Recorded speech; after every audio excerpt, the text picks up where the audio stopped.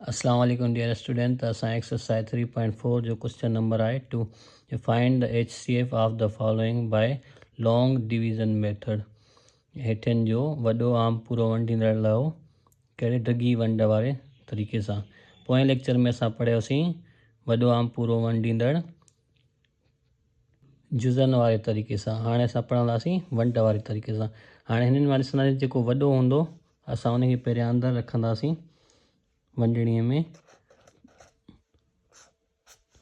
ऐं नंढो कहिड़ो आहे 12, हुनखे असां ॿाहिरि। हाणे 12 जो खोड़ो 20 ते 1 12 12 बच करण मां त मथे थी वञा।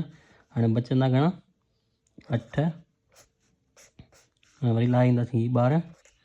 हाणे 12 ते 8 जो खोड़ो 1 8 8 बचा घणा 4।